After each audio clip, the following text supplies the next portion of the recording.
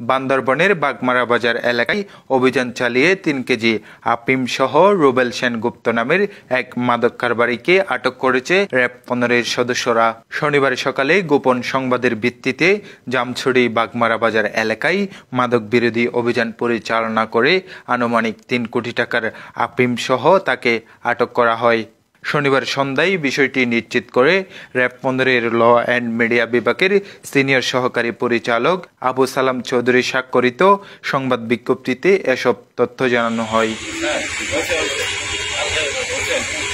আটককৃত আসামি হলেন বান্দরবনের বাগমারা হিন্দুপাড়া এলাকার মদন সেনগুপ্তের ছেলে রুবেল সেনগুপ্ত।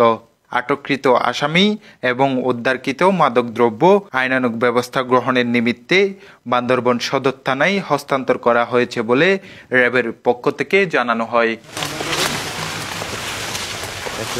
শাহেদ হোসেন মুবিন, টিটিএন, কক্সবাজার।